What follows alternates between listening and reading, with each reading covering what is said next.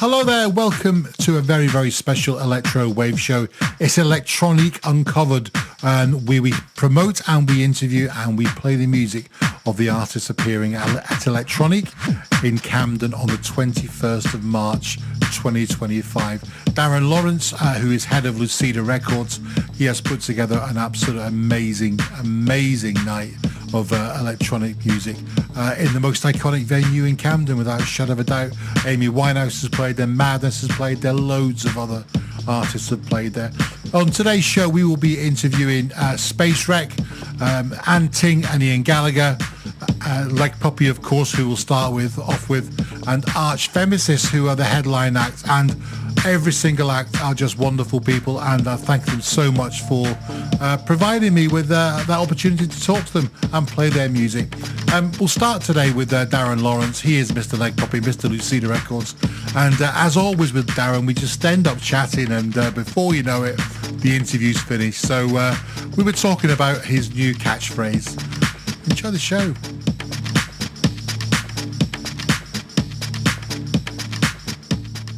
It should be an element of surprise. As we always say, it's all about an element of surprise, and that's the electronic vibe. I've got a new catchline, actually. It's brilliant. Yeah, electronic, changing the face of electronic music. It's quite cool, isn't it? It's all right. Or changing the face of live electronica. When people say, what are your electronic nights about? And I just say it's about performance. So it's mainly with vocals, and it's mainly about the performance side of electronica. So maybe a little bit theatrical. It's not your standard electronic night, with visuals and someone pressing buttons, which is great. I love that. I love going to watch those gigs. It's some brilliant music, watching the visuals. It's a bit more than that. It's a bit more engaging. That's the word, engaging. The performers are a bit more engaging. They use all the tools they have available for their performance, and one of the tools is the audience, for instance. Yeah. But saying that, Anting, her set is quite chilled and laid back, but it's the fact that they travel around the world recording these. It's just incredible. When you sit there and actually think about it, it's so unique. Literally travels the world, goes deep sea diving and records all these sounds and puts it in the music. You have to really get it and stand there, and you need to research it, because if you just watch it without doing any research, you won't get it, because you just think, it's just anyone can download a bloody bird sample. No. This is not downloaded. She's travelled to some exotic country in the world and recorded it. Do you know what I mean? It's that, and it's brilliant. Performers as well, like Waterflower. She's great. I've just rebooked her for the July gig. She's great as well. She's got it all going on. Brilliantly engaging, great music, a vibe. So 21st of March, Camden, Dublin Castle. Who's appearing? So we haven't even spoken about Space Wreck. I mean, they're brilliant. They are just off the scale. Just, they're a band that I saw at Emon, Electronic Open Mic, and they were great. They had something a bit extra. They've got a robot who actually has a big robot head. Toby, the lead singer, is very charismatic. It's just great. It's really trippy. It's psychedelic.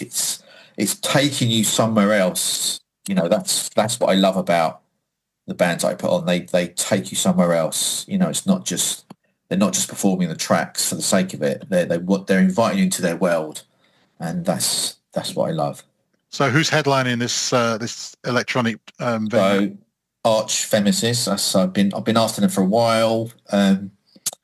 They've probably got Leg Puppy vibes. The songs are quite satirical, quite cutting, quite in your face. She's an incredible performer. She will whip up the crowd. They'd be terrorized, they'd be energized, they'd be excited, they'd be terrified. Yeah, banging tunes. It's gonna be brilliant. Really excited. Yeah, I say this for everyone because they are so good, because I put so much effort into curating my nights that I pick the bands that I know will put on a brilliant show. So I'm really excited. And of course, Leg Puppy's appearing as well. And of course, Leg Puppy is appearing. Yeah, this might be one of the last times actually to see the Robobots, because there's new material coming out. So I'm not quite sure when I'm going to release it, but there might only be 2 or 3 gigs left with the Robobots. Then I'll invent some new characters. So the clown's gone, the Robobots are on the way out. Well, the clowns went, the bunny went. The bunny, of course, yeah. The Robobots are on the way, maybe on the way out. They probably got to go back to where, their planet. So, yeah, who knows? So Leg Puppy appearing at Electronic, fresh from headlining in Stoke last weekend. It did. It was so good. Oh man, they was all singing back the tracks. It's great. The minute you do the phone out track, everyone gets it. Everyone gets it. And it's one of my pet hates, and I'm always going on about it. But every day we are seeing more and more phone outlets, and we're losing the battle. So when you do that song, you just say, I always introduce it with, there will be some of you here in this audience who are one of these, and there will be some of you in here who completely can relate to this. And when I talk about phone outs, people just cheer and they sing it back because they get it. And the people who are singing it back are probably a little bit embarrassed because they know their phone outs. It looked really good. From what I saw on the videos from what you uploaded from the gig, it looked like it was an absolute ball. It was so good. It was so good. I was a little bit nervous because, when you headline, you think you're the last band on. A lot of they've been there all weekend. They get bored of seeing music, so a lot of them just go home.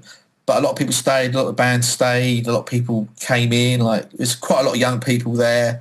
They all got it. It was great, dancing and singing and.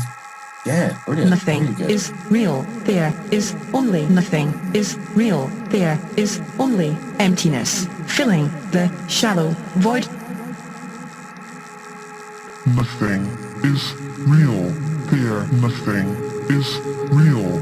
There. Nothing is real. There is only nothing is real. There is only emptiness, filling the shallow void.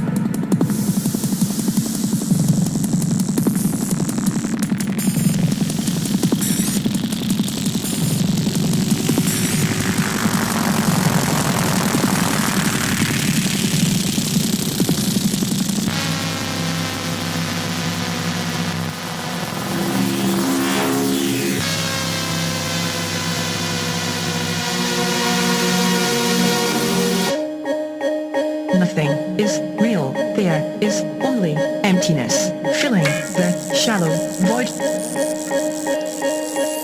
Nothing is real. There is only emptiness, filling the shallow void.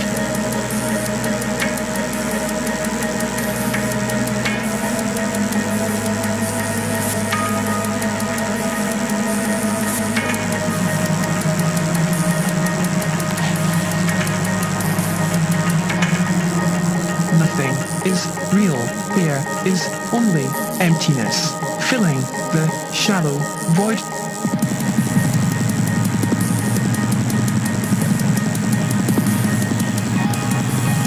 Nothing is real. There is only nothing is real. There is only emptiness. Emptiness. Emptiness. Emptiness.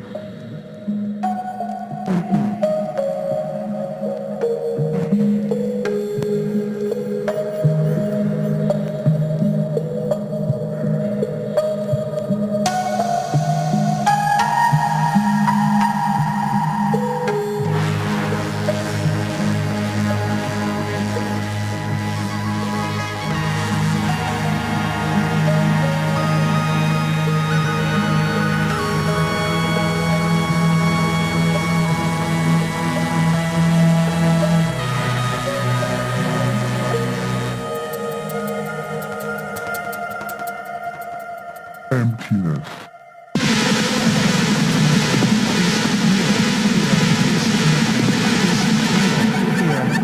Nothing is real. There is only nothing is real. There is only nothing is real.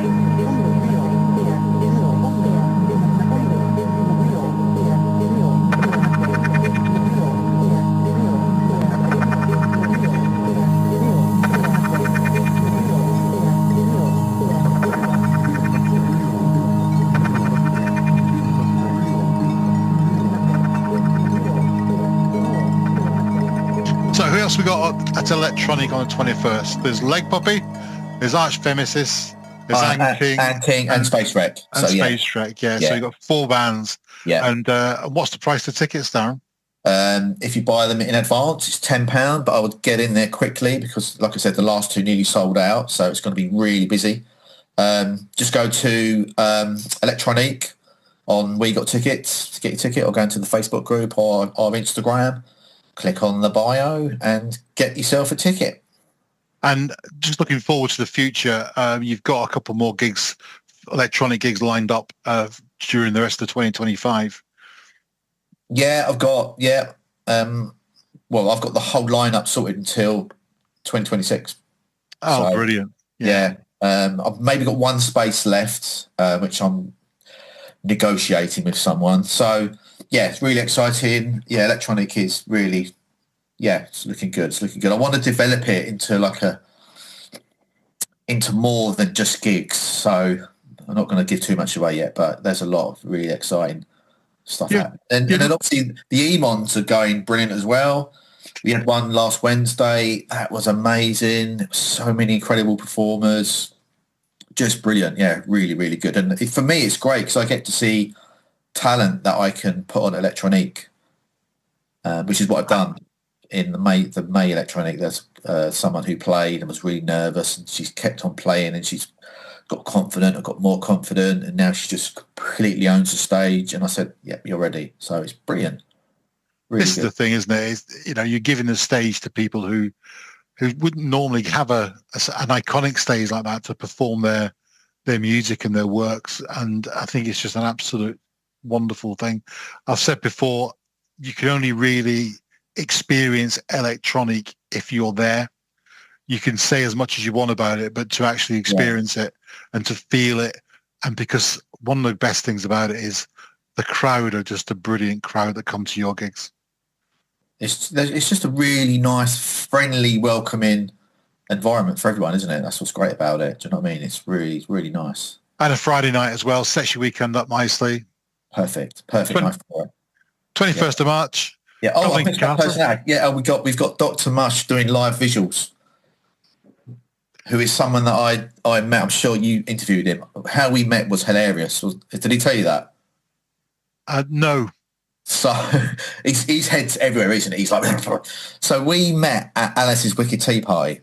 It's a festival, and he was working behind the bar, and my girlfriend, said to me, "Oh my God, see that guy over there? He's only working so he can see Leg Pup." I went, "Really?" So I went up to the bar, ordered a beer, didn't say anything, went back, and I went back about an hour later. I said, how's it going? "Yeah, really good, man." Yeah, because he's very, hyper. I said, "Oh yeah, who you coming to see?" He goes, "Oh yeah, Leg Puppy, man, they're sick. I said, "Oh yeah, should be good." And obviously I got on stage and he was like, "Oh, it's you." Yeah, brilliant. But he's a proper fan. Like, he loves my music. He puts it to all his videos. Yeah, really good. Lovely guy. Top guy, really creative. Brilliant VJ, really good. Like, he does proper drum and bass raves. He goes and, because he's quite young, he gets into it and he feels it. Do you know what I mean? So he's doing the visuals. So, it's going to be amazing. So we had a really interesting chat with him. Well, that'll be on the show a bit later on tonight. Yeah. But he was a fantastic guy, lovely bloke as well as Jay. And I wish him really all the best. And he'll be a brilliant addition to Electronic on the 21st of March. So, Darren, thank you very much as always for a chat, and have yourself a great gig on the 21st of March. And take care. See you soon. Cheers, mate. System fail.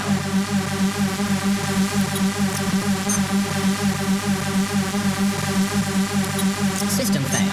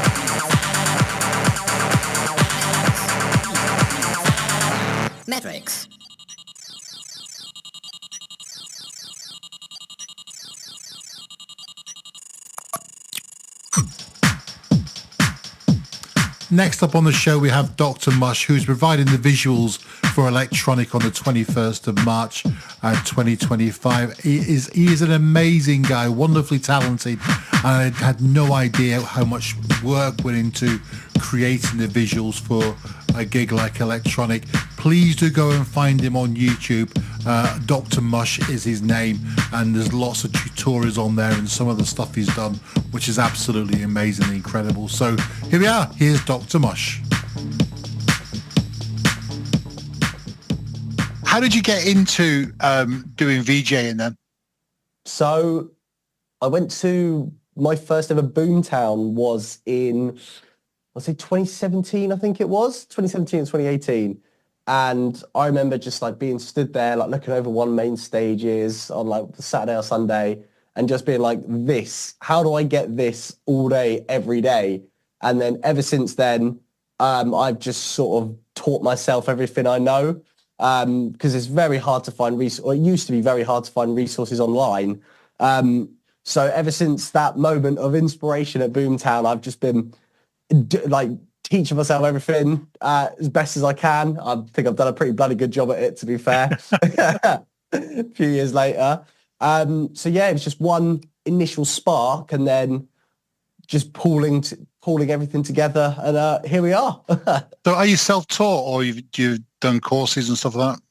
Yeah, completely self-taught for the majority of the bulk of it. But I have a friend called Tony Coleman, who's the Lab Visuals, who's I'd say I'm like his Padawan. He's like the Jedi Master of the game, and he's been VJing since like the early 90s. So he's taught me a few like of the big things to know as well, and some cool like tricks. I've done some shows with him, and he's like taken me under his wing. So I've had like the good exposure from like the top dogs of the industry, has like shown me what I should be looking for, how I should be doing things, and then yeah, the nuts and bolts. A lot of it is all self-taught. So how did you get to meet Darren? So that's a good story. We're at a festival in Bournemouth on the Dorset circuit, and I remember looking at the lineup before I was going to go. I was like, "Oh, do I want to go?" Like, da, da, da. And I saw Leg Puppy. I listened to it on Spotify. I was like, "What is this? Like, I've got to check this out." So I mainly went like Leg Puppy. The main reason I went there, I was working at the bar volunteering. I was like, "Oh, do you mind if I shoot and go see them?" And I saw Darren's set, and it was just a really awesome set. Like the whole narrative to it just had me like properly dancing. And then there was someone who came for a drink, and I think it was his missus, and I was like speaking, and I was like, "Oh, this band Leg Puppy, that's why I'm here." And she was like, "Oh, I'll get Darren over for you." So that's how I met him. Just a fangirl, really. How long have you been doing him for then? Your visuals for Leg Puppy? For Leg Puppy, so sort of like on and off. Whenever like a little project comes along that needs a little bit of like touch visual work to it, I'll do some stuff for Leg Puppy. But this is the first live performance I've done for them, which is really exciting because I really understand the style, and I understand where Darren's coming from in what like he wants Leg Puppy to be about, and like the visual narrative behind it. So I've got some really exciting stuff planned. Actually, I've got a lot of like ideas. And then sort of as I'm feeling my way into the night and the set, try and build this like rise and fall narrative and curate a narrative that's going to be relevant to the music that comes up. So how do you, and this is probably maybe not a silly question, but it is to me, how do you start to design a visual set? So there's so many ways to do it. The thing about visuals is you spend, because again, there's so few resources like to find out about this stuff. Like, I'd say like a good 20% of the stuff on YouTube is stuff that I've put up there or about like the industry or about the art form. So it's not like there's lots of stuff to like find from. But in terms of making visuals, the most important thing is there's no right answer. You can make visuals out of anything. So if I got my phone and I just got this like teacup mug here with these pretty patterns on it, you get a nice little 360 out of it. You could, if you knew what you were doing, make an entire set just out of like this pattern design, just adding effects and whatnot. So it's really down to one's imagination in what you use for visuals and how you create them. There's literally no wrong answer. So it's similar to sort of, I guess, making music and, you know, I'd be saying, where do you start making a track? You know, you can start from wherever you want, and especially with, you know, electronic music, people using synthesizers with an infinite number of sounds. It's like, where do you start? And it's like you just have a sort of an idea and just go with it almost and feel it. And I guess you've heard some of Darren's music as well, so you kind of get the feel for that to go with the music. Yeah, like for me, the primary thing is it's always dictated by the music. So if I'm creating, say I was creating some visuals for Leg Puppy, and then my mind drifted and I started listening to drum and bass, the visuals would come out differently. So the music just is absolutely imperative in dictating, the music's imperative in dictating what the visuals are going to come out like. So for me, that's always port one, like find the vibe, try and, I like to like create a narrative around the vibe. Like if this, the way I do it is, if this song were in like a dystopian futuristic city, this is how I judge all music. Like, like which district would it live in? What kind of narrative would be around it? What kind of people would be listening to it on the radio?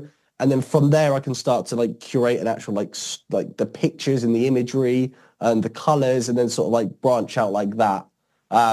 So yeah, for me, it's always about the music first, and then the visuals come second. So what kind of equipment do you use to generate the visuals? All sorts. I mean, I'm currently short on controllers because they keep dying on me. So I'm on my minimals at the moment. But I've experimented with all sorts, to be honest. Primarily like little MIDI controllers and stuff, always a good way to go. Keyboard inputs, like touchscreen stuff, like your iPhone even. I've taken quite a liking to, where is it? Oh, this one will do.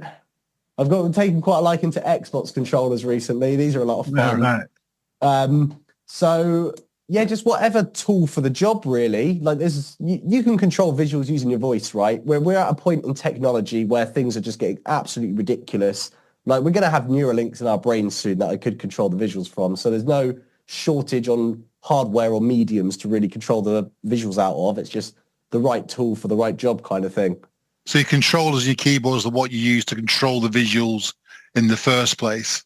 Yeah. And how do you create what tools do you use to create the visuals? So what do I use to create the visuals? That's a good question. And I'm going to use this phrase in an interview that may come back and bite me later. But the greatest artists are thieves, right? So you take what you can and remix it and make it your own. But you can, like, if I'm going to create it myself, I like to use Krita, just like hand drawing them in. And because visuals are so conceptual, right, you can get away with murder. So I can just do a couple of like ink blodges on the screen. Just like it takes 2 seconds, just go in a couple of different colors, and then put it through the software. And then suddenly I can create like a trip sequence out of it. And then you could go ahead and animate it, and I can add the effects and like the whole 9 yards. So again, like a lot of VJs, they might use like 3D software. 3D software is quite big at the moment with artists like Anima. He's really into it. I think particle fluid physics are going to be a big thing in VJing in the next few years. So we're going to be seeing a few of them. So every visual jockey comes from a different background. So like some of them come from like programming, some of them come from 3D, some of them come from music. So everyone sort of takes their background and then puts that into how they create visuals. For me, I'd say my background was... What is my background? I wouldn't even know how to describe my background. Quite just a jack of all trades, just an interest in everything. So I guess that's reflected in my visuals, that I just don't really have a set way of doing it.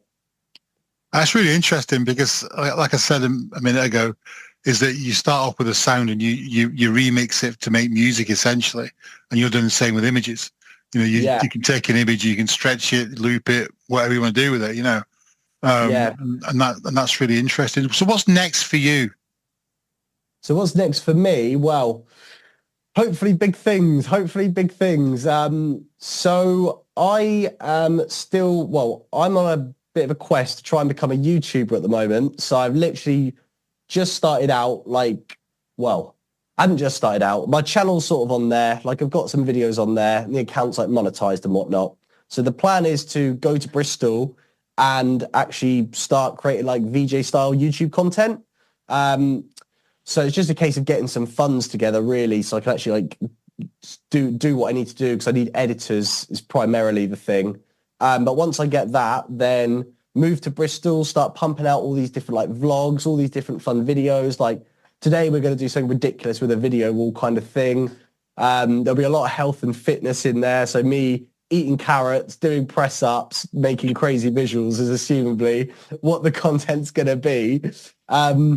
So yeah, that's sort of my primary focus at the moment, because I'm very passionate about the UK culture and like the way the industry is going. So like since COVID, the entire industry has just been somewhat decimated. Brexit's made it difficult to get like other artists over, and we haven't really put the infrastructure in place to be creating British artists and actually help them come through. So a lot of it's crumbling, which is why we've got charities like Save Our Scene and whatnot coming through. So a big passion of mine is, right, well, if I just become a YouTuber, then at least I can put money into places, because no one else is putting the money anywhere. So that's sort of like the drive for doing this YouTube at the moment, to really try and help the scene come back to like what it should be. Because I feel if we let it sort of run its course the way it's naturally going to go, we're going to lose way too many venues and pubs and all that stuff. And I can't idly sit by and let that happen. No, I don't disagree at all. I think a lot of places have closed down, sadly. And it's the places where people start to cut their teeth. The kind of pubs with the back room with them. You know, it's the venues which hold 60, 70 people. And they're just the best places, because you get the best vibe. You know, that's the real bit of it. Like, as much as we all love the festivals and all that, like one, they couldn't even exist without those places existing. It all comes up like that. And two, like, I'm not going to go to a festival every single weekend. I'm going to go down the pub and watch a local musician every weekend. Like there's a real thing that has to change here. And I'm hoping that we're on the up. I think one of the problems is as well is that ticket prices sometimes are a little bit extortionate for going to see a band. If you're spending 25, I mean, that's not too bad, but you can quite easily spend 60, 70 quid watching a band in a reasonable sized venue, not even a big venue. And like you say, you can't do that every week, you know, and some of you added in your travel, your beer, and maybe a hotel. It's causing a problem. And the problem we do have is that people aren't buying tickets in advance as much, because they're not quite sure if it's going to happen. And because people aren't buying tickets in advance, it doesn't happen, because there's not been enough tickets bought in advance to put on the gig. It's becoming a self like perpetuating thing now, isn't it? Yeah, and that's since COVID. We need to get past that, I think. And if we're going to go to a gig, let's commit to it. And commit to the gig, commit to the promoter, commit to the artist as well, that we are going to be there, and we're there to support you. I think that's really important, because if the gigs don't happen, the venues close down. So like you say, it's a vicious circle, isn't it, really? Yeah, well, once the venues go, like, what's the point of being in Britain if we haven't got a local music scene? It's the only thing we got going for us. Yeah, decently. Festivals and our pubs. Listen, you're in for an absolute treat on the 21st of March at Dublin Castle. You really are, because you're going to fit in so well on that vibe, because it's going to be a great night. Nice. And I do know that, having been to one in November, you come away going, that was just an amazing evening of music and talent and everything that goes with it. The crowd's incredibly supportive as well. And it's going to be right up your street, Josh. It really is, mate. I'm really looking forward to it, to be fair, because it's like that is it. The electro punk scene and what like Darren's doing is like, it's raw London. It's really raw London. And like, I haven't really experienced lots of like the London music. I'm more like Bristol based when I do stuff. But like when you perceive London from like the outside, like if you're not from the UK and the perception of London, I think that Leg Puppy and like the venue is going to be I'm really looking forward to experiencing it for the first time. Have you been to Dublin Castle before? I've never been to Camden before. Oh, right. Okay. I mean, I'm not a regular. I've only been there once to Dublin Castle, but it's a wonderful, wonderful venue. The PA is superb as well. The music just fills the room, and the actual PA behind it is just incredible. And you're in for an absolute treat on the 21st of March. Dr. Mosh, you are on YouTube. You've got nearly 3,000 subscribers so far, and that's not bad for someone who just started out on YouTube. How long have you had a YouTube channel for? So I've had the YouTube channel for it must be over 2 years old now. So I spent ages, a couple of years, just this whole bedroom rule was classic, just paper everywhere, just working out what YouTube was and how to do it. And I did about 8 videos. I was like, all right, I've got this. This is pretty easy now. So algorithmically, I know how to do the whole thing. It's just a case of getting the money together to actually, because I hate editing. It's just not my thing. I can't do it. But I've got every other area down. I'm a visual jockey. I'm an interesting dude. I know how to behave on camera. So I've got all the components. I just can't afford to pay the editor. So it's a case of once I get to Bristol, get a little bit of P behind me, then I'm going to start doing all these daily content, all that stuff. But yeah, it was just a case of just it's not too hard to learn if you sort of know, at the end of the day, Google's just there to make money. So you've just got to tick all the boxes. And I think what really profoundly inspired me to go okay, this is really interesting was when Mr. Beast did his videos where he was giving away money to homeless people, and he managed to make that a viable economic practice, in that giving away money while people are looking at it gets you more money. And it's there's a lot of room for cynicism in that, and you can analyze it and pick it apart. But at the end of the day, there's people that need money are getting money from charitable things. So, and that whole principle is just baffling. Capitalism is just inverted now. It's starting to eat itself, and we're getting some weird things coming out of it. So I thought, right, I better learn everything about this, because this is going to be massive. We're not even started on where content creation is going to be over the next 20 years. I don't disagree. I completely think you're bob on. And with the invention of AI, and the more that gets more and more prevalent and learns more, and there's just more stuff going to be happening, and it's going to be you're not going to know if you're in the real world anymore, I don't think. We're going to get to that point. It's straight up. I think my plan is, get a nice chunk of money, and then when it gets to the AI thing, hopefully I'll be able to help out with it. Otherwise, I'll be on an island somewhere. But I also as well, one of the things on YouTube, there's not enough rock and roll in the world at the moment. There needs I'm seeing all these YouTubers they're doing it so wrong, and it actively pisses me off. I can't lie. One of the days Motley Crue, why aren't I seeing KSI on a 20 beer cocaine bender and waking up and doing a video? That's the kind of content I want. You want to see, yeah. Fabulous. Dr. Mosh, thank you so much for the chat. That was really, really good. Thank you very much indeed. No worries, and have yourself a great time on 21st of March. Next up, we have Space Wreck. Lee and Toby joined me for a chat all about their music and how they make it, and what type of music they're playing and what to expect to the electronic gig. They're just wonderful people. We did the interview, and we carried on talking for about another sort of 40 minutes just about music and everything wonderful. They're great people, and they're going to be a great addition to electronic. So here we are. Here's Space Wreck. Hi everyone, Toby and Lee are with me now from Space Wreck, and they are here to talk about the electronic gig on the 21st of March, and also a little bit about themselves. And I'm hoping quite a lot about themselves, because I know nothing or very little about them both. Toby and Lee, welcome to the show. Hello. Hello, welcome. How you doing? Good, thanks. Yeah, well... how did you guys meet in the first place, and how did Space Wreck all come about? This is a good one.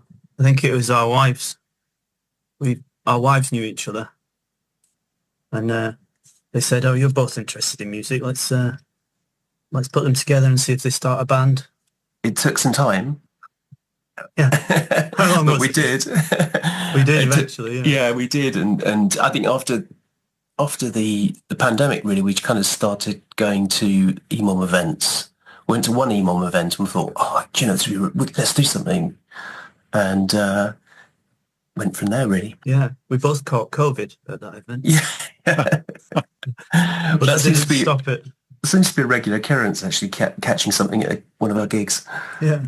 But yeah, as soon as we'd been to an EMOM event, it was like kind of opened up the possibility of how to do a band, because we thought, well, we only need to come up with 15 minutes of material, and it doesn't matter if it's just improvised on the night. So it just made it easy, what we'd been putting off for years. Should also mention the fact that you had a cardboard box that was a robot head, and it was just kind of lying in your room. Yeah, I made it for Halloween, and then Halloween was cancelled because of COVID. So I hadn't had a chance to use it. So when you said, what are you going to wear, I thought, I better wear this box on my head. And it's been like that ever since. Yeah, that's really influenced the direction of the... So we're influenced by a cardboard box, basically. Yeah. It's painted silver. It's not just as it came from the factory. The bananas on the side of it or something. What kind of music are you guys playing? Robot music. Yeah, I'd say it's psychedelic, space-orientated head music. I'd like to think of that. But I mean, I guess it's quite upbeat, quite up-tempo, quite ambient. You know, it goes through, and there's kind of storylines going through it. So there's a bit of drama in there, a bit of theatrical stuff going on as well. We're both doing different things as well. Well, I'm doing malfunctioning robot music while he's doing human spaceman gone mad music. Kind of like live, you know, like live synths and live noises and a bit of modified earth guitar, you know, that kind of stuff. I'm concentrating on sequenced computer robot sounds. You say you guys met through your wives and ended up going to the EMOM events. How did you find those events? And I don't know how you get them, but how did you get involved with them in the first place? And what are you getting out of them? Because I think they are really, really important for the kind of underground electronic scene as well. Yeah, they're amazing. They are the only kind of link that I have with that kind of underground music scene. I just found out about them online, I think, and as soon as I went to one, I've just been going to them ever since. Didn't you read Martin's book as well? Yeah, that's right. Yeah, I'd already been to one. Oh no, sorry, that's right. We went to one, but we went on the wrong night, so I felt like I'd been to one, but I hadn't. And then I read the book, and because I was away in Korea when the book came out, so I read the book before I came back. Yeah. It's just a good idea of what to expect, actually. It's just an amazing atmosphere we were going to Chewy Madigan's event in the Crypts in Camberwell, and it was just the environment, you know, you kind of felt that you could do something and it would be well received and appreciated by the people, and it was kind of, you could kind of test things out in that environment. Really welcoming. A very good combination of watching a gig and having a kind of social meetup as well, isn't it? Yeah, exactly. And you know, talking about gear basically, which is always fun. Yeah, there's lots of them around the world anyway, isn't there? They've kind of taken off kind of left, right and centre, and they are really, really important. I think the electronic gig or set of gigs that happen kind of feed off that as well. It's almost given artists a bigger platform to perform their music as well. So I'm assuming you're looking forward to the electronic gig on the 21st because it's an amazing night. Oh yeah, very much, and it's great venue as well. Nice PA as well, and it's good. Well, exactly, because I was there in November, and the PA I thought was absolutely was phenomenal. Really, the great sound that was coming out of that, and it is an amazing venue. You've played there before, haven't you guys? Yes, yeah, we have. We've played at one of the EMOM events there, or two of them, I think, possibly, probably more. Kind of just know the venue as well, you know, from seeing other bands there. Yeah. What should we expect from your live performances on the 21st of March?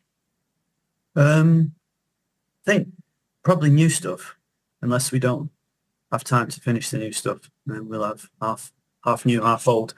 But we usually do new stuff at every EMOM, so yeah, it's a great way to kind of write new material because having that deadline of a performance. So I mean, we were really going for it when we were doing like 15-minute pieces, a new piece every time, which is quite it's quite involved. But we're shrinking our pieces down so they're shorter. But see, there's storylines going through a lot of them as well. So it's we haven't really finalised the set for electronic. No, not yet, not as yet. But it's going to be good. I have a feeling. It's a really, really good night. I can vouch for that. Is it about half an hour each? I can't remember. Yeah, I think it's roughly about that. Yeah, that's going to be a good punchy length of time. That's about the length of time albums used to be, isn't it? Yeah, that's very Black true. Sabbath's first album about half an hour. Yeah. It's a really good audience there as well that go to the electronic gigs, and they're really appreciative and they just want to see something completely different. They don't want to see your bog standard synth pop band doing 3-minute pop songs. They want to see something a little bit quirky, a bit different, and and that's what the ethos is of electronic. I think that's the key really. It's the performance, So just giving people something to remember, and we've always kind of remembered the more wacky, far out performances. I think. Yeah, certainly. I can vouch for that. There was you're going to get that on the 21st, and you'll be part of that as well, which is brilliant. I was doing a bit of research for you guys online, and I couldn't find any music.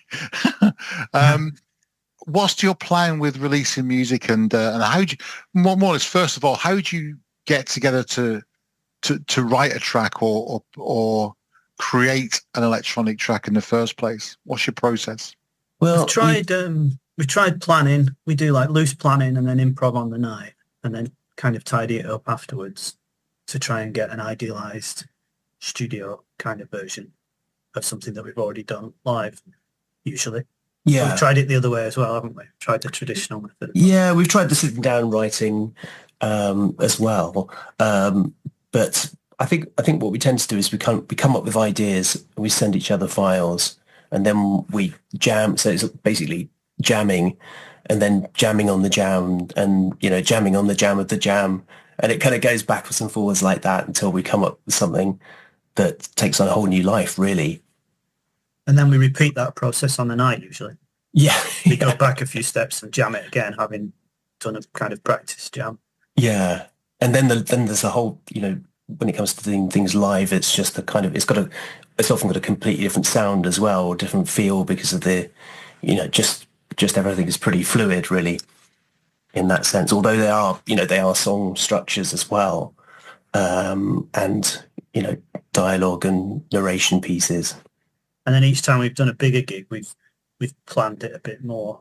It's been based on a recreation of the improvs. We did this amazing thing called Pie in the Sky, which was like a club night that we put on. There was four acts all together. And it was just incredible, with 3 visual artists, a big circular screen behind us.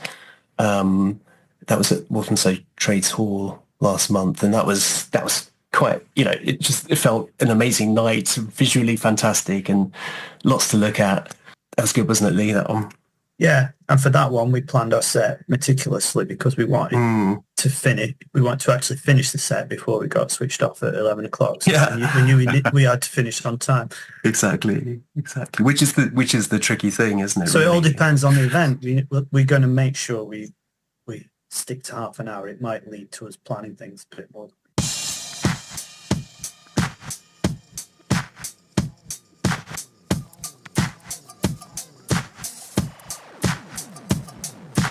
I woke up with the bass line from last night's jam rattling round my head. I hadn't slept well.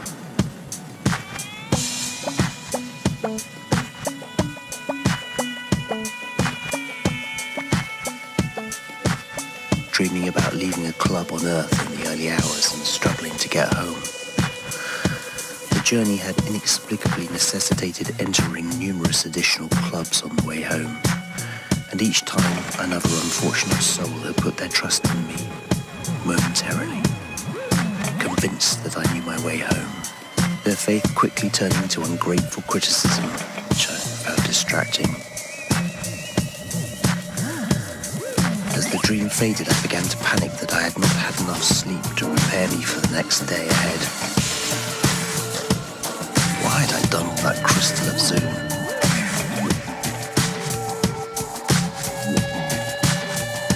I checked the job sheets and saw that the next job was a maintenance job in Salad Valley, where I had never been before.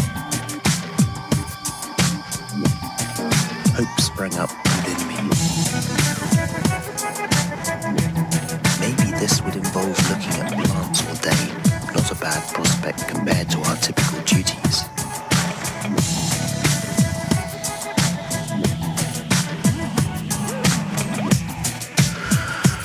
Robos was already powered up, radiating a helpful calm and emitting a barely audible ambient groove that seemed to be more proportionally sample-based.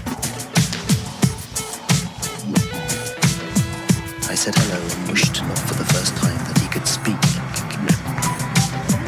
I'd heard of a group of hackers that were working on speech modules for his model, and made a mental note to check their progress if I could get the ship's computer back on the network. Looking at Robos and imagining what he would say if he could speak, I suddenly felt like I might be going quite mad, and remembered the Space Madness episode of Ren and Stimpy when they ate that bar of soap. I didn't want to end up like that. An overwhelming feeling of isolation overcame me, and I realized I had never felt so alone and so far away from home, untethered in space, shockingly, completely unaware of what year it was. What year is it, I thought to myself. Does it really matter? I realized that the year, the date, were concepts that became meaningless once you had left Earth's orbit. What year would it be on Earth? What date would it be on Earth? That's what it really meant. I decided to waste a few cycles of the freeware algorithm generator to work out roughly what date it would have been on Earth. I pulled a blank fag packet from the supply and started to punch holes in the blank. Convinced I had done my best to represent the relevant data, I inserted the fag packet into the fag and requested the algorithm results be forwarded to my handset when complete. I informed Robos of what I'd been up to, and he nodded sagely, but something about my mood made me doubt his comprehension. What does a date mean to a robot? He looked at me blankly, and I was reminded of my shamanic training. The idea is to go into the darkness and bring back some music. Not to get annoyed that you can't see what you're doing while you're there. Something useful must come of this. Heading to Salad Valley, I decided to take my modified Earth guitar.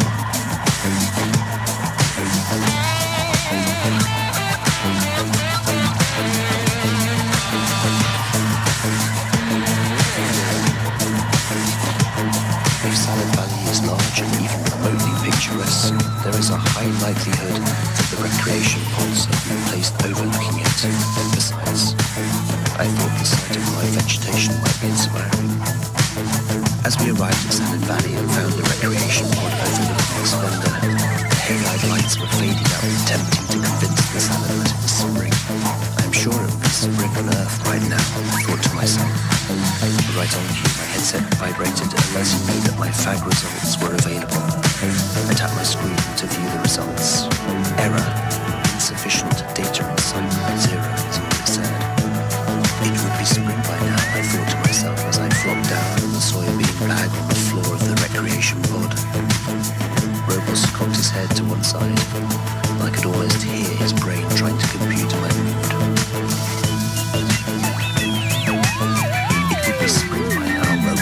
I said aloud as a fine mist began to fall above the lettuce pyramids that stretched on forever.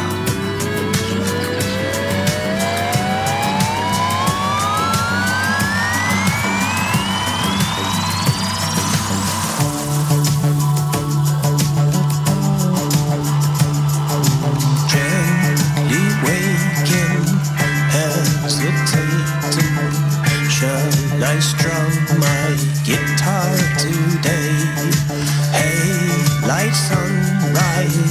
salad valley.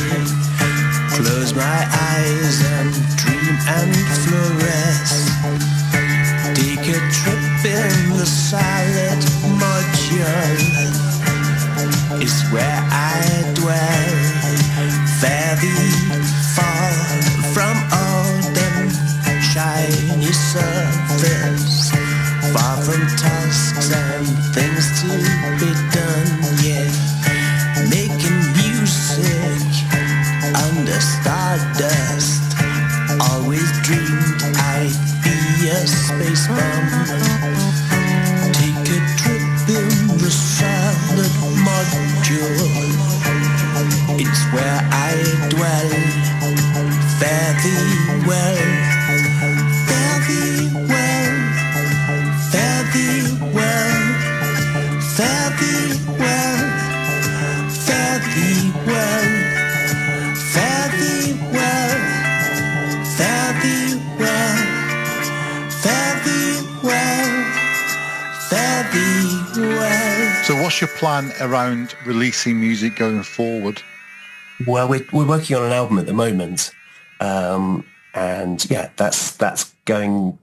I think we've got one track down so far, but we've got 6 or 7 tracks, I think, all lined up, ready to go. And they're all going to be short versions of things that we've improvised at EMOMs in the past. So I think of it as a way of retiring all that stuff that we've done. We will think about it or play it again after it's been put on a record, I think. Yeah.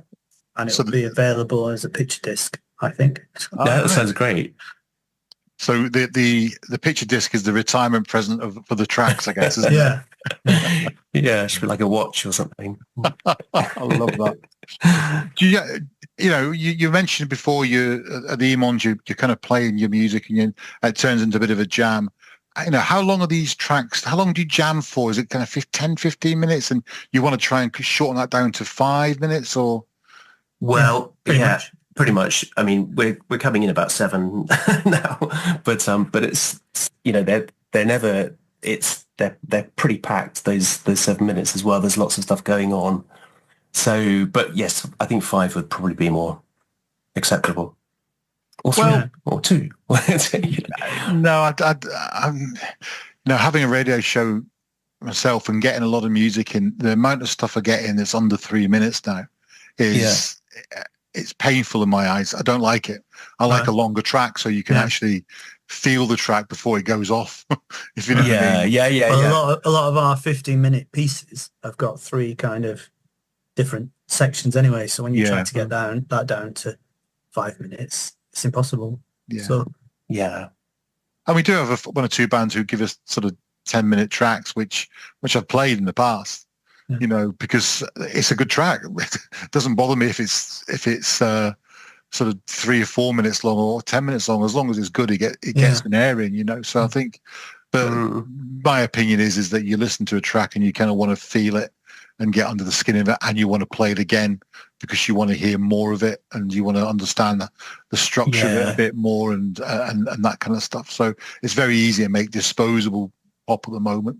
Or even any type of music, no mind just pop music, but any type of music, you can throw 2.5 minutes together very easily and go, there you go, and then forget about it. It doesn't feel it's come from the soul. No, that makes sense. No, absolutely. Long tracks. Yeah. I'm going forward around your live. We mentioned about you've done a few live events previously. Are you planning to play live later on the year as well? And then maybe into next year, got a little bit of a plan for that. Yeah, we've got a plan about doing we were just talking about this recently about doing a kind of solstice thing. So similar to another Pie in the Sky night, which is our club night. But somewhere around the summer solstice, do an event there and have that kind of like sun themed as well. So that's a possibility. So that's in the pipeline. That's no doubt. Yeah, I want to do a fringe show. Oh yeah, that would be great. That would be an amazing idea. Go in the other direction because we've had to do gigs. We have to cut out the theatrical side. I want to go in the other direction as well, make it more of a story and do a show at the Fringe. But it's a bit ambitious. Yeah. So like go away for a week, go to Edinburgh for a week. Sounds great. I'm up for it. That's an idea, not a plan. So you need a lot of work on it to make it into a plan rather than an idea, I think. Yeah. Well, we've got. I mean, we have. This is the thing. We've got a lot of material. We have been pretty prolific, although none of it's been released. But we want to be invited to other gigs as well. This is nice being involved in a gig like Electronic, but not just that we don't have to do everything ourselves, but also that there's going to be surprises for us on the night. These are the 3 acts we don't. And we don't know about them. So I'm looking forward to seeing. Is it Anne Ting? I think her star. I think I've seen her once before. Yeah. So we've not got too much planned, but we're up for being invited to new gigs. Have you seen Leg Poppy live? Yeah. Yes. Yeah. A couple of times. Yeah. It's different every time. I remember him being very sinister the first one we saw. Which was doing the Teddy Bears picnics. Yeah, that was great.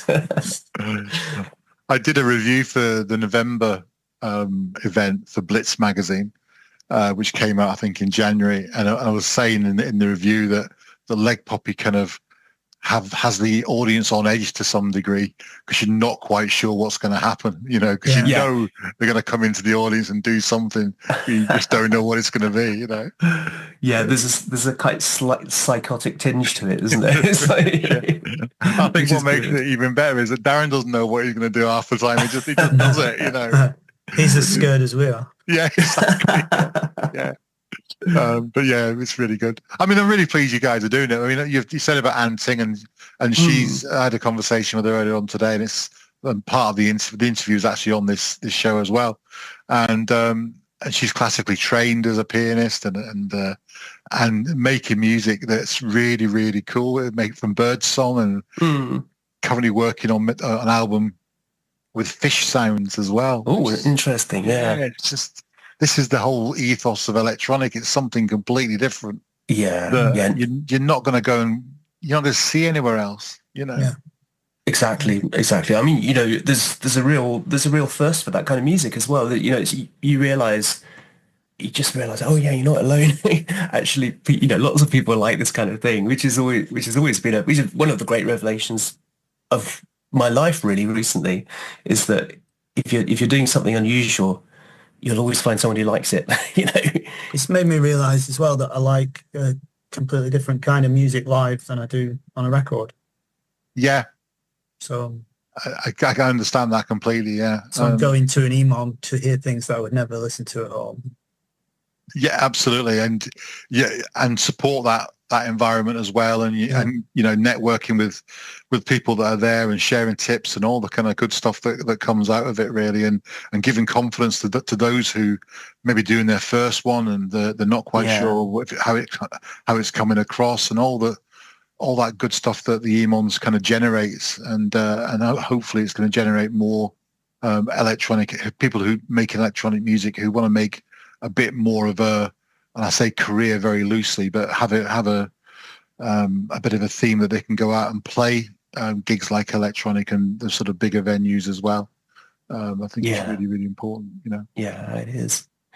Yeah. Guys, thank you so much for your time today. I really do appreciate it, and I'm sure you're going to have a wonderful night on the 21st of March at Dublin Castle in that there, Camden. Ladies and gentlemen, Space Wreck. Thank you. Thank you. Yeah. Cheers.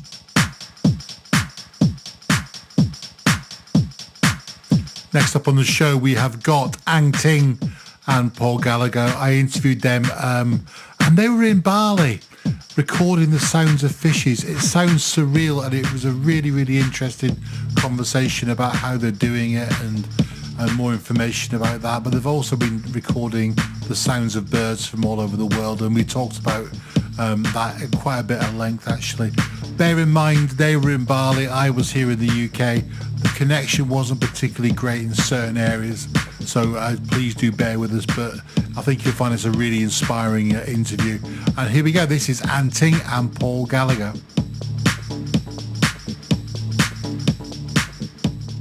So where are you guys at the moment? We are in Bali. Oh, nice. Yeah. So we are but we are doing a difficult project. We are recording fish sound. Fish sound brilliant. Do you know, Those three, do you know, and I really mean that, those 3 tracks you sent me with the bird song, I just thought were really, really cool. You know, thank you. I mean, it's just so good. I was like, oh my God, and you're kind of changing the sounds as well throughout the tracks, and it's just really, really good. I thoroughly enjoyed those 3 tracks. I thought it was really good.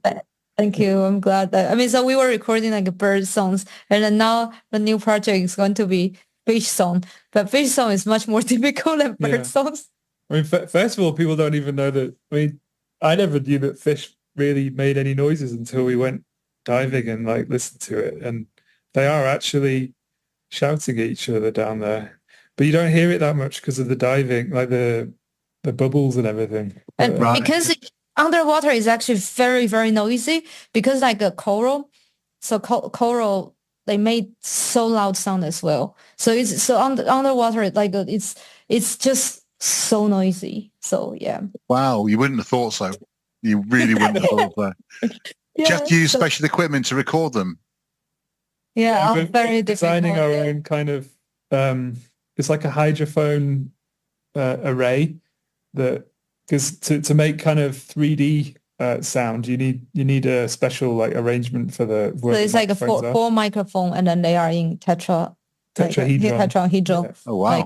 Like a so shape. So I mean, it's so difficult because we need hydrophone, need the recorder to power it, but then none of the recorder are waterproof, so we have to just devise our own like just waterproof cases to bring things, and then we have broken many things already. So because seawater is very scary. Yeah, salt water just corrodes everything like almost instantly. It's like it's just trying to eat everything that's metal. So we've gone through 2 recorders already now. Yeah. So I mean, sorry, we are carrying on talking about this because you asked us where we are, and also we were just listening to the sound, to the recording, and so like, oh, this is fish sound. This fish is so noisy. So it's funny. So are you aiming for certain types of fish, or just any fish? Oh, I mean, any fish at the moment. Yeah, at the moment, I don't think I've never seen it on like a Richard Attenborough show or anything of like fish making sound. I don't think people really know that they make sound, so we're not going specific enough to like say this fish has this sound or anything like that yet. It's just the fact that there is sound down there.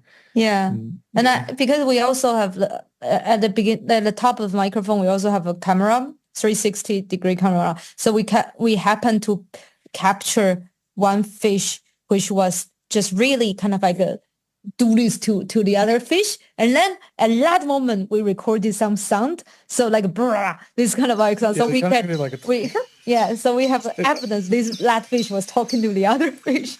Wow. Otherwise it's very difficult. Anyway, this is a very difficult project. Yeah, it's just it's maybe difficult, but it's really kind of inspiring as well that you guys are doing this sort of stuff. It's just brilliant.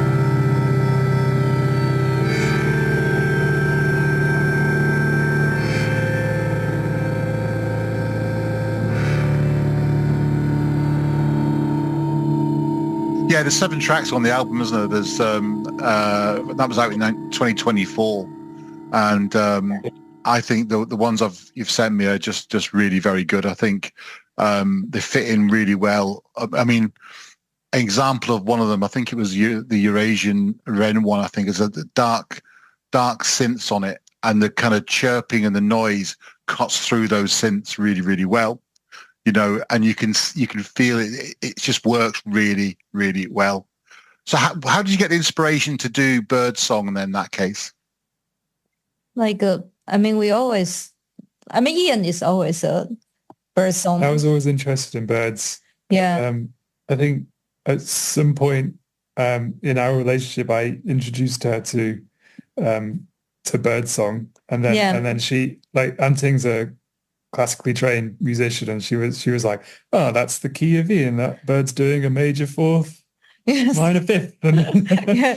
So like, I mean, pandemic playing a big part, because during pandemic time it was very quiet, and then bird songs become very like loud, very clear. Yeah. So I mean, pandemic just make everything just quieter, like the world, just the human noise quieter, and then bird songs much louder.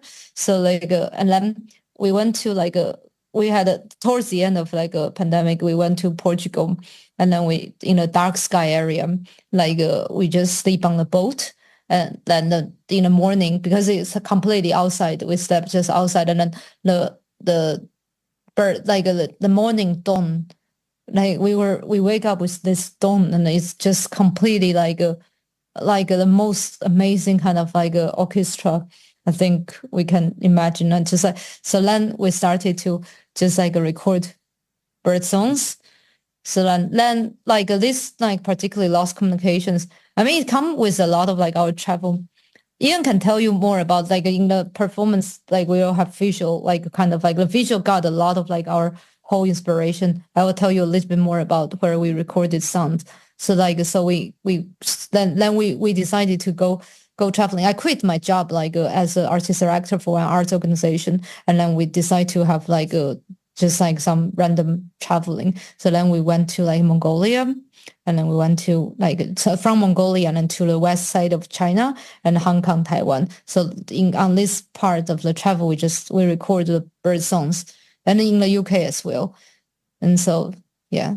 So you're not. I wouldn't class you guys as a traditional electronic band artist, if you like, because you're sound artists more than anything else, sound and visual artists, which is really very excellent. That's the sort of thing I love, and I know for the electronic gig as well in the end of March, it'll go down an absolute storm, because that's what people are going to see, something very different and something unique. So what happens first? Is it the audio first before the visuals, or is it done at the same time? Yeah, we both travel to places to kind of experience the place and experience the bird song, and Anting records it and then makes music, and then the visuals come after that. But the visuals are inspired by our shared experiences, but also with the idea that the birds are trying to communicate something, or at least there's like they're part of an ecosystem that's got some ability to connect with nature, kind of thing.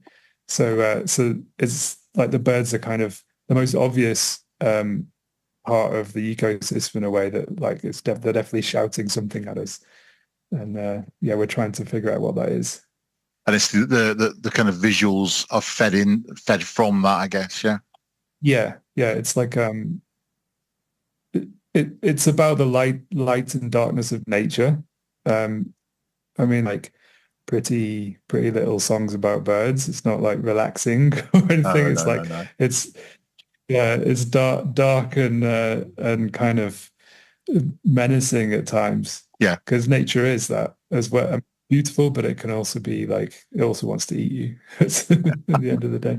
Yeah, so the recording process is very important, because I mean, just I mean, some people that they might like just because birdsong is not a lot difficult, but the reason why we have to use our recording is like because it's the most important part is about where we experience that when we record, just like because when traveling to Mongolia, because Mongolia is a place kind of we have been to the closest to nature. I think like the wild, it's more wild. So kind of so that's when we really experience about what Ian was just talking about, the light. And in Mongolia, it's just like in the like reindeer mountain, or it's kind of like the nomads kind of like they're just place. There's no electricity and no like water. Is kind of everything is nature. But then just during the night, it was really scary. It's like there's even like a wolf, if there's actually wolf, kind of like because the guy who owned the horses that we were using was worried the wolves were going to eat the horses, so we had to go out in the dark.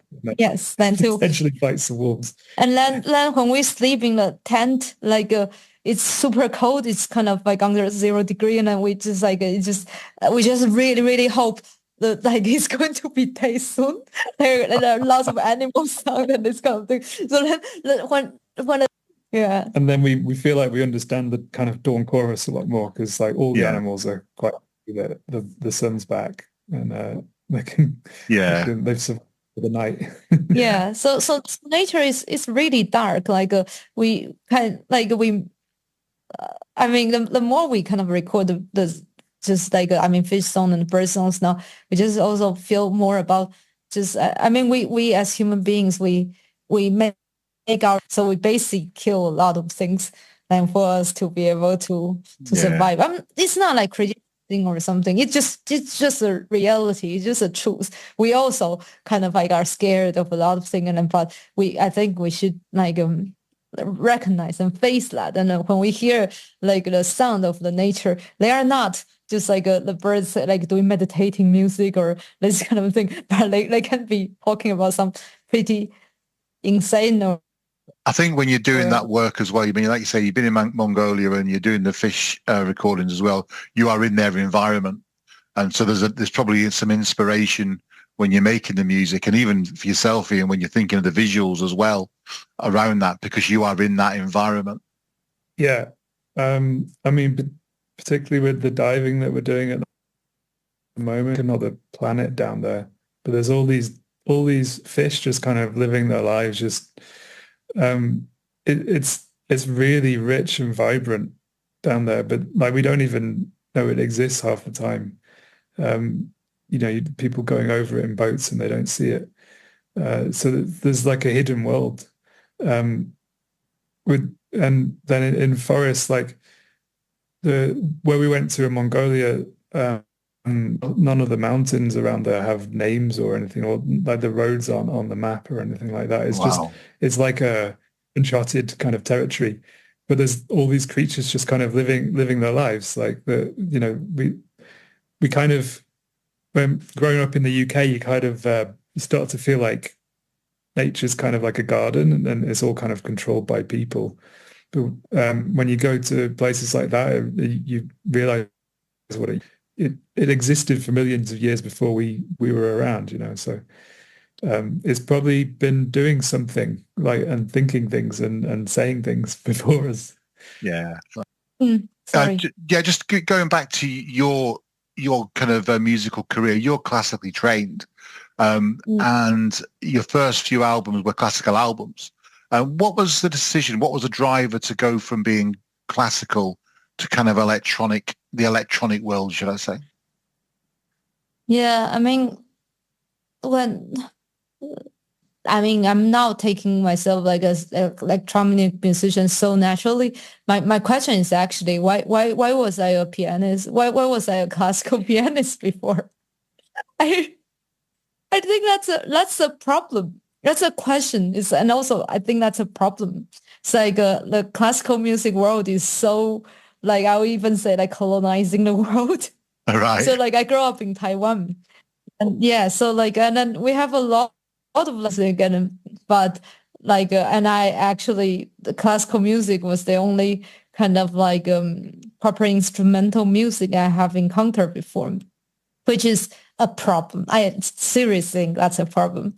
But then but I love music. I don't mean classical music is not good or something. It's beautiful. It's great. But classical music is one of the music one type of music, one particular sound. Like, I mean, there are so many different kind of music, and it's because that's more kind of like just what people feel more proper music, kind of like wrote. So like that, I just do a pianist. But I know I always just feel some unsatisfied feeling as a pianist, because as a classical pianist, I play like mostly other people's song. So like, and musicians, but they like, I really have nothing to do with them, and we're very different. So then like my eye-opening time was actually very late, just like it's a few years ago. I was in Canada. There's a Banff Center for Arts and Creativity. So I was a musician in residence there. And there they put all the different sort of musicians there. So including classical musician, electronic musician, and like a jazz musician. And I feel all of these are music, and classical piano is one part of that. I mean, that has already happened after I have a PhD in music and baroque music. But yeah, baroque music is the whole classical music. Like classical music got a hierarchy there. Just like just we took any other music kind of like just judge on other things. We judge on ourselves as Bach or Chopin. So we don't want to compose. And so yeah, it was very funny, of course, now I think, but that was actually just a few years ago. I experienced that. I listened to other music, and suddenly my world is just open. It was life-changing for me. And then afterwards, I started to compose, and I started to kind of like just dig more into electronic music. And I think electronic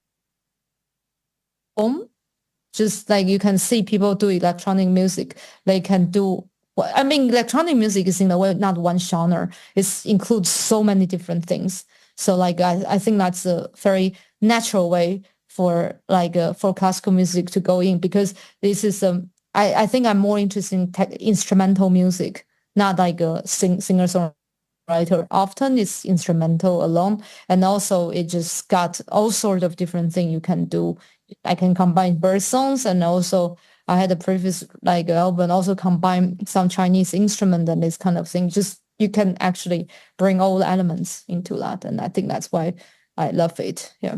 Yeah. Do you find that there's too much choice sometimes with electronic music, because you can make quite literally any sound you want virtually, and how do you kind of narrow that down to how you create and compose a track? You know, you've got a bank of keyboards, or you've got like plugins and everything there, and you can do what you want. It must be really difficult to narrow down what you want to do.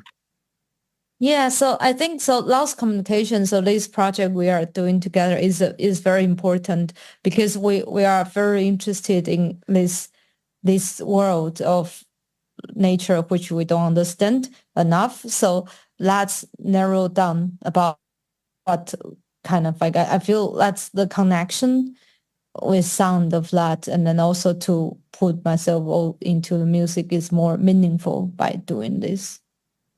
So what's coming up for you two? I know you've got the electronic gig on the 21st of March.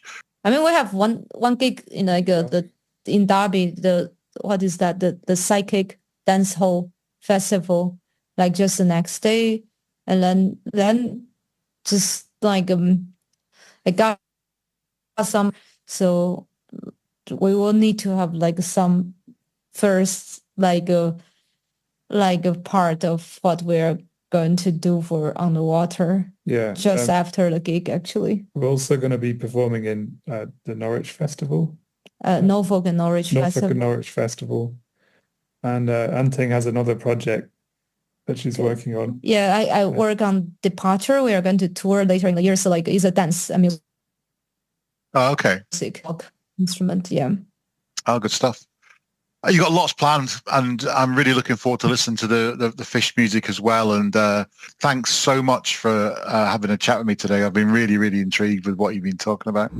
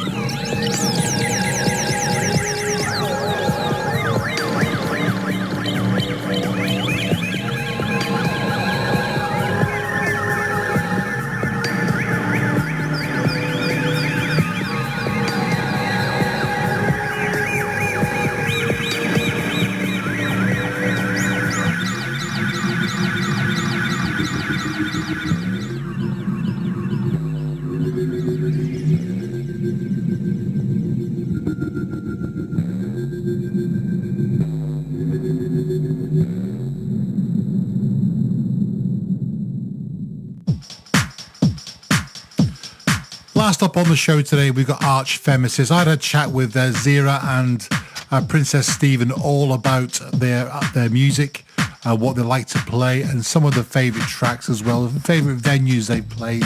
One question I didn't ask, I was banned from asking, is how did they meet? Because they get asked it all the time, so that was scored off the list straight away. Ladies and gentlemen, I introduce to you Arch Femesis. Arch Femesis, how are you? We're good. How are you? Very good, very good. We're in the middle of a tour actually as well. Oh, are you? Where you been touring? Well, kind of. We're touring every weekend at the moment, so we're calling it a tour, but we're just performing every weekend. So where are you performing? This weekend, Manchester. All right. Mm-hmm. Whereabouts?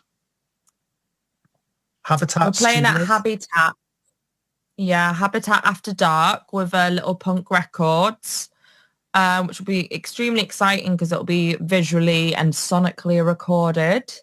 And we're joined by the Red Stains and Sour Flake. So it's a whole bunch of punk princesses on the lineup. So it's going to be very intimate. It's going to be very intimate. So it's going to be a lot of fun. So on your YouTube, you've got a whole lot of live clips on there, really good, and one from the White Hotel as well in Salford.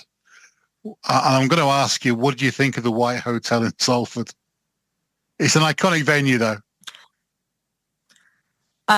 Despite the extremely low temperatures, I think it's an absolutely cracking space. There's nothing more appealing to a queer punk band than an industrial ex-garage venue, in the middle of an industrial estate. It's very appealing, absolutely fat sound, great lighting, and like a great community behind it. I think the promoters that work there have really just showcased the best of like alternative music for sure. Yeah, it's my favorite venue that we've performed at, I'd say, in Manchester. Although it was sketchy going there the first time because it is like in a proper industrial estate, and I was like, what? Like there's no one around, and I was concerned a little bit. But we played with Grove there, who's really awesome, one of my favorite acts, one of my favorite artists. Yeah. So we had a blast. It's a great venue. I mean, I walked up and had some kind of chickeny kebabby thing on the way up there in one of the takeaway shops, which was absolutely incredible, I've got to say.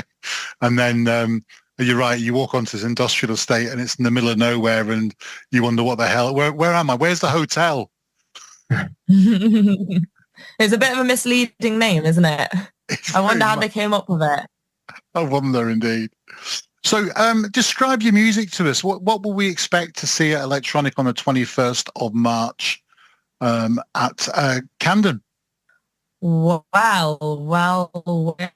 we're inspired by so many different things, but it definitely comes from like a performance art POV. Like we're quite a physical band. I do like to interact with the audience a lot and play with like costume and noise and really getting up in the audience faces.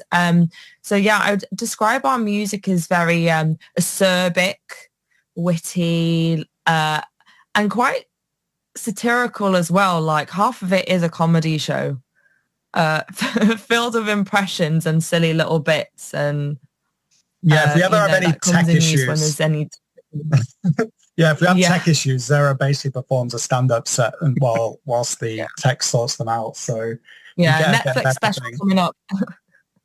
But we definitely influence musically. Like we're influenced by things like techno, like kind of electronica, a lot of 80s stuff as well. There's quite a few different mixes in there. Our sound's been getting a bit harder the last couple of years. I think I would say.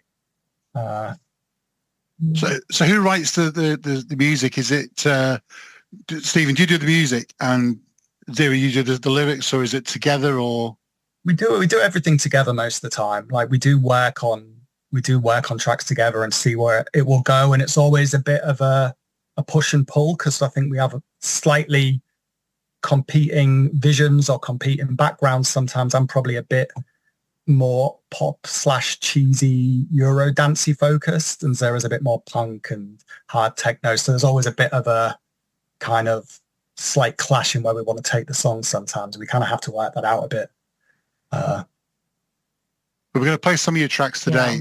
Yeah. And one of them, tell us about Rejectile Dysfunction. Oh, I honestly love performing this song because sometimes I literally get possessed by the spirit of a middle-aged bloke. I don't know what happens, but something just comes out of me and I just become this whole persona of being like a lad.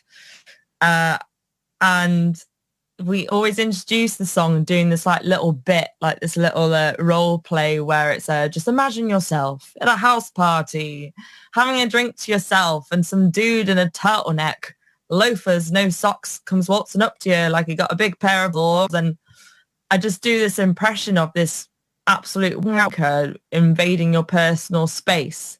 And the whole song is this kind of back and forth between these two characters. And yeah, very auto relate to it. And I think for the feedback that I've received off people, it's like a song filled with all those comebacks you think of in the shower 3 hours later after having an argument with someone. It's like all the things you wanted to say, like nailed in a song. Stephen? Yeah, I agree. I mean, it's Zera's lyrics and performance that really made this song. But on the produced version, we did some really nice vocal effects as well. It sounds kind of robotic in places, which I think is quite cool. And it's a little bit different, the recorded version, to our live version. But I think it's one of the most fun songs to perform.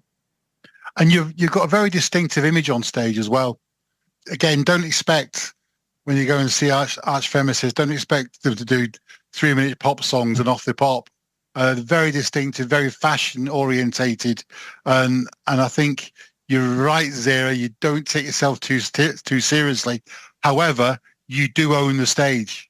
I do take performance very seriously, no matter how silly it gets. I take being silly very seriously, and yeah, fashion is a very important part of it. I think if both of us were capable of having periods, we would be in sync, because honestly, the amount of times our outfits have been in sync, we've rocked up to a gig, living on different sides of the country, not having any like chit chat about it beforehand. We rock up to the venue like, Stephen's like, I've got a bit of latex today and I've got a bit of fishnet and I'm wearing a bit of red. I'm like, well, I'm wearing this white lace wedding dress with some red highlights in it as well. And like, we just seem to just always like get the same kind of intuition about how we are going to present ourselves. It's quite witchy, to be honest. But being part of this project, both of us, we've really been able to explore our fashion and like making our own clothes and incorporating it into the journey of the performance, really creating moods. Like, yeah, I really love that aspect of our of the band. And Stephen, where's your inspiration from for your dress sense? Just be as slutty as possible. That's my main inspiration. It's like the less I can wear, or well, not the less, but you know, just something slutty. You should see when I'm packing to go on like a tour, like my stage outfits fit in like a tiny little bag because they're all so small. A little bum bag. You play abroad and you no problem with the Ryanair suitcase thing, is there? Straight under the seat in front. Exactly. Oh, good stuff. So 21st of March, you're playing the wonderful Dublin Castle. Have you played it before? No, we haven't. And like the fact that we're headlining the Dublin Castle, like in iconic venues, like I'm really gassed about it. Like I can't believe it. Like I'm really excited. And I've heard so much about it and I've seen the really cool bands that pass through there. And it's just like, this does feel like a moment. There's a nice circularity to it as well, because our first gig in London was in Camden. Journey through like performing in London, it's like our very first London gig was in Camden, but it was not really a big music venue. It's that one that's the Good Mixer. The Good Mixer, yeah. It's more of like a hangout. I did see it in the Amy Winehouse film actually. I was like, that's the place we were at. Oh my god. But I think since then we've played like we played the Underworld in Camden recently. So like I feel like we've ticked off most of the Camden ones now. But yeah, it's going to be great to headline. And you're quite seasoned performers as well now. You've not like you've done a handful of gigs. You kind of gig quite a bit and do a fair few shows. And I think I genuinely do think you're going to go down an absolute storm in Dublin Castle, because it's a wonderful venue. It's when it's busy, the atmosphere is just great. The crowds are wonderful. The PA is superb. It's got everything going for it. It really has. And you're headlining an event that has 4 incredible artists. So I think it's quite rightly, Zero, you should be really giddy for this. And Stephen, you'll love it because of the techie kind of stuff as well, I presume, you know, and with having Jay doing some of the visuals as well be really good. So what songs do you think you'd be playing on the 21st? I know you say about Projectile Dysfunction. Pussy Bitch? Gonna play that? You know it, bitch. You know it. It's a classic. It's a classic anthem. And we're just so happy that we finally released it exclusively on Bandcamp on this radio station.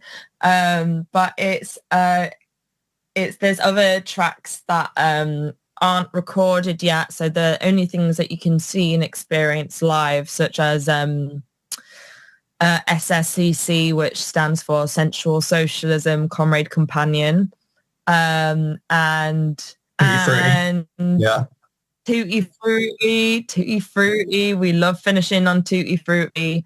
There's a lot of just like queer centric kind of dirty disco, just loads of tracks that we're just in the process of getting together so that it can be more accessible. But we just like to, we're taking a bit more of a harder route, less dark wave crooners, more like Eurotrash, more like Berlin, techno.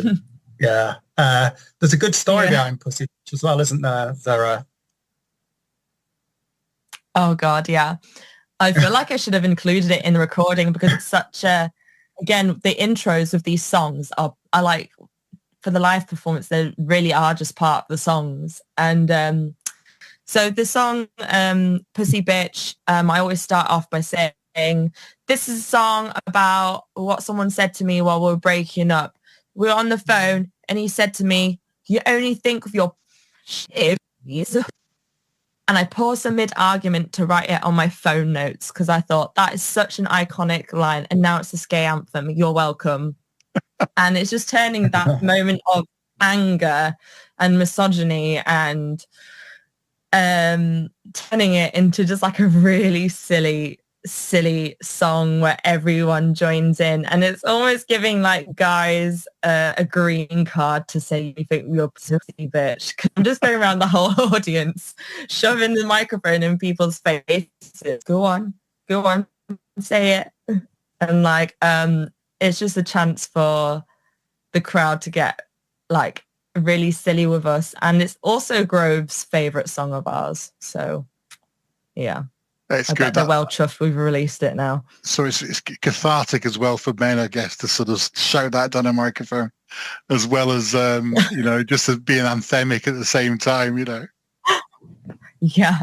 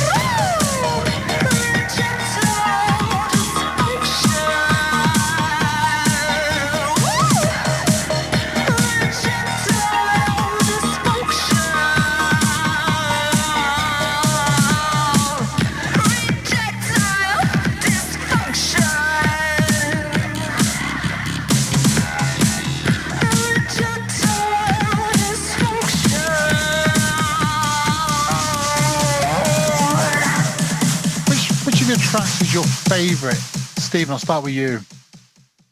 To perform, I'd say Kali is my favourite to perform because it's kind of probably the most improvised and it's probably the hardest just in terms of overall sonically. Like Zero gets out into the crowd, there's a lot of screaming and like I really push the synths to their like absolute maximum and there's always quite a lot of improvisation. So depending how Zero's interacting with the audience or just what energy they're in that moment, I try to respond to it in the music and it's the most open song in terms of what I can do on the synths. It's not as structured in, verse, chorus, bridge. It's just very much a chance to experiment and go a bit wild. By you, Zero, what's your favorite track?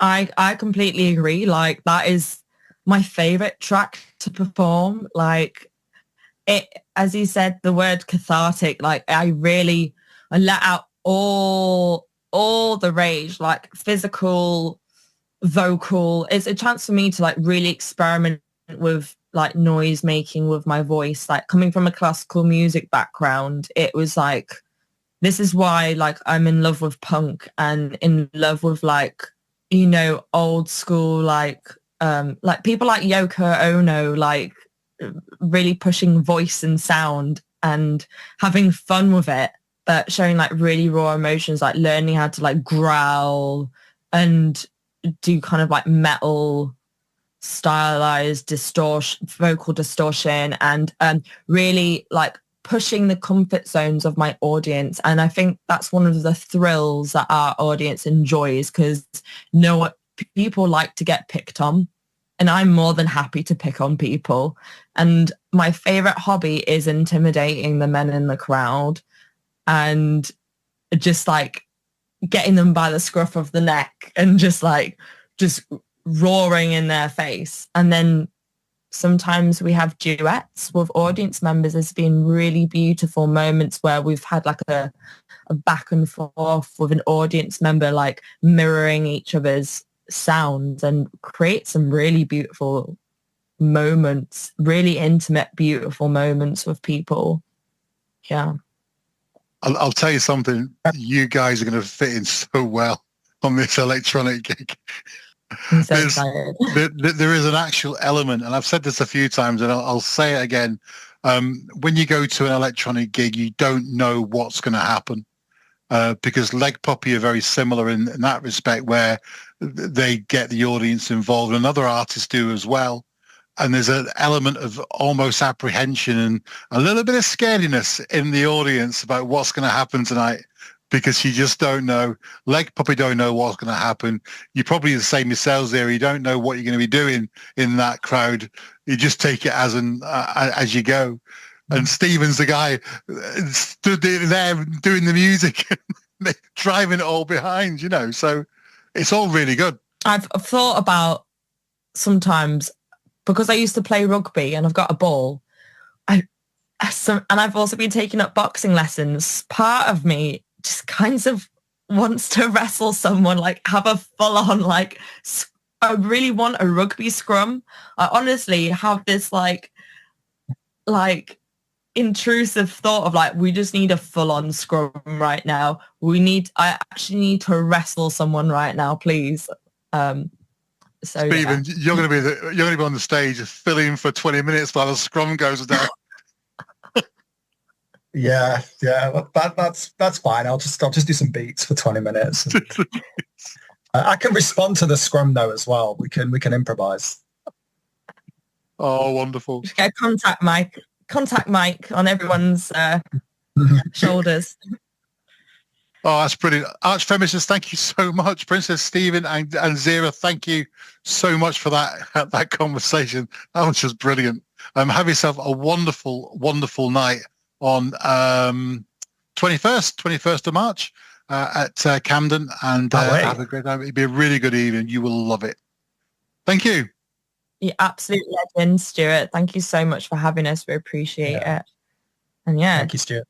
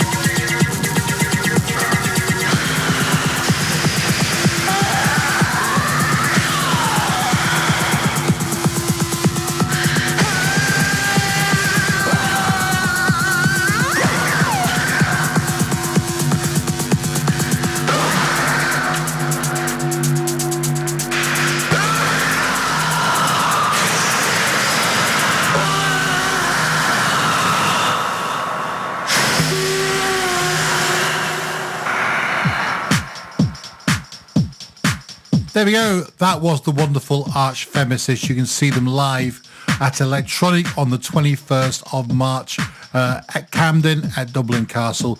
They are your headliners, and I will tell you now, you're going to be in for an absolute treat. We are at the end of the show. We have heard from Space Wreck, we've heard from Leg Poppy, Archfeminists, and also Ang Ting and Paul Gallagher as well. If you want tickets, please head over to wegottickets.com and you'll find do a search for Lucida Records and you'll find it, because it's going to be a great night. I think Darren mentioned earlier it's 10 quid a ticket. It's actually 8 quid a ticket if you buy it in advance. So fill your boots and you'll have the most amazing night and just open your absolute soul to electronic, because it is an amazing thing that's happening down there in London, and I do hope it gets bigger and bigger and better, but it's already at the top of its game. Really good stuff. Thank you so much for listening, and if you are going down, please do enjoy it. Have yourself a great time. Goodbye. You are now logging off the Electro Wave Show.